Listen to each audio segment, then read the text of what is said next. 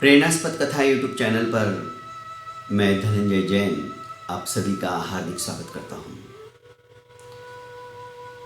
दोस्तों, महाराज विक्रमादित्य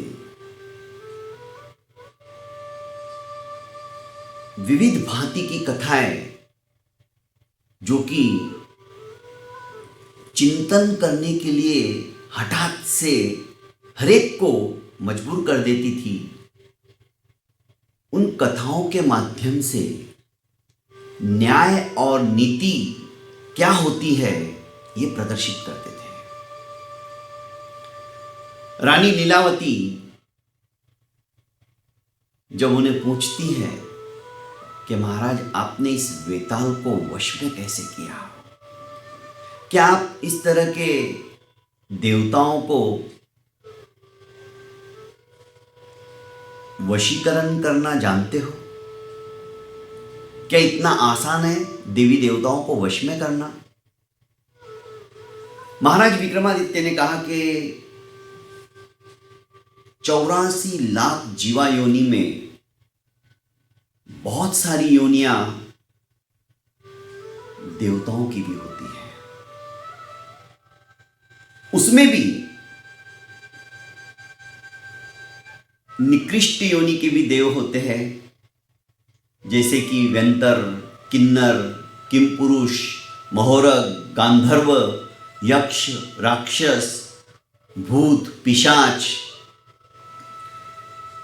इसमें अच्छे देव भी होते हैं और अहित करने वाले देव भी होते हैं, किसी का भला करने वाले भी देव होते हैं। पर जो वेताल है, अग्नि वेताल, यह अच्छी श्रेणी का देव, और इन अच्छे देवों को वश में करना इतना आसान नहीं होता है। मुझे भी कई पापड़ बेलने पड़े। मैं अपने कंधे पर उठाकर, जो कि शव के अंदर यह अग्नि वेताल देव प्रविष्ट था, मैं इसे ले जाने की चेष्टा करता और रास्ते में प्रतिदिन यह एक कहानी मुझे सुनाता, और कहानी इस तरह से होती थी जिसके प्रत्युत्तर में मुझे बोलना ही पड़ता था, क्योंकि मैं भी तुम्हारी तरह ही अन्याय नहीं सहन कर सकता था। और ये मुझे उत्तेजित करता था, राजा विक्रम बोलो, तुम तो बहुत बड़े नीतिमज्ञ हो, न्याय करने में विश्वास रखते हो, तुम अन्याय सहन नहीं कर सकते हो, और तुम ये जानते हुए भी नहीं बोलोगे तो तुम्हारे सर के मैं 100 टुकड़े कर दूंगा।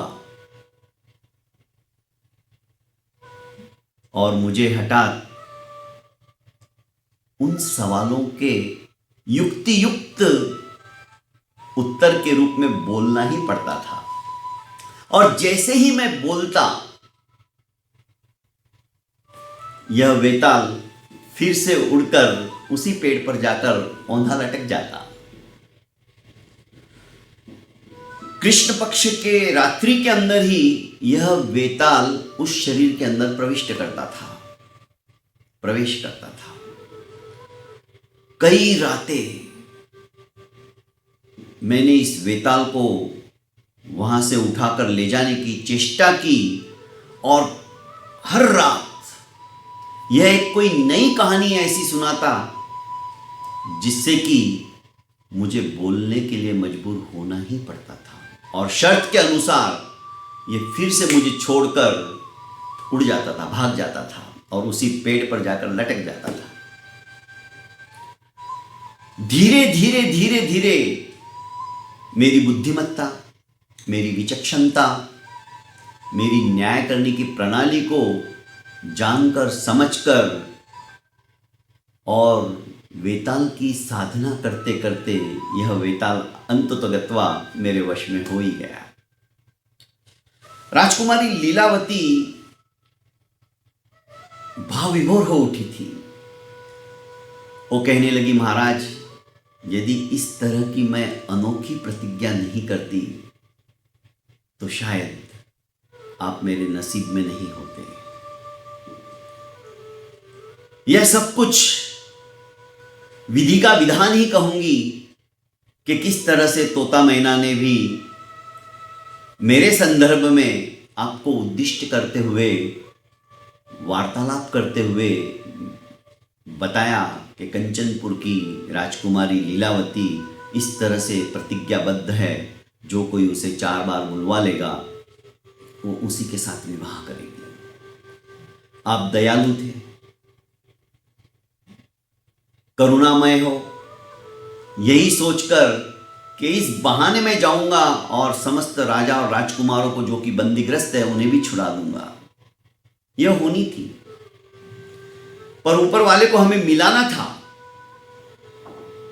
मैं तो मेरा परम सौभाग्य समझती हूं कि आप मेरे यहां आए और मुझे मेरी शर्त के अनुसार हराकर हमेशा हमेशा के लिए आपने अपना बना लिया। सुमधुर वार्तालाप के अंदर इन दोनों का समय व्यतीत हो रहा था। सीखने जैसी बातें बहुत कुछ है इस छोटी सी कहानी के अंदर। यह कहानी तो मात्र 1 घंटे की थी, पर आप सभी ने 30 दिन तक अर्थात पूरे 1 महीने तक इस कहानी को मेरे द्वारा सुना, मुझे बर्दाश्त किया। मैं आप सभी का बहुत बहुत धन्यवाद अभिव्यक्त करता हूं। दोस्तों, आज का यह अनोखी प्रतिज्ञा का धारावाहिक हम यहीं समाप्त करेंगे और कल से फिर से एक छोटी छोटी कहानी जो कि प्रेरणास्पद हो, शिक्षास्पद हो, उपदेशात्मक हो, मोटिवेशनल हो, कुछ कर गुजरने की ताकत दिलाने वाली हो, जो आप अपने पूरे परिवार के साथ सुन सकते हो, ऐसी छोटी छोटी कहानी मैं प्रतिदिन आपके सामने लाकर प्रस्तुत करने की कोशिश करूँगा। आप इसी तरह से मेरे इस चैनल को ज़्यादा से ज़्यादा अपनों को, परिजनों को फॉरवर्ड करते रहिएगा। क्या पता कौन सी कहानी सुनकर किसका मन परिवर्तित हो जाए और कुछ सत्कर्म उसके हाथों से हो जाए और उसका समस्त पुण्य फल आपको प्राप्त हो। बहुत बहुत धन्यवाद। इजाजत चाहता हूं।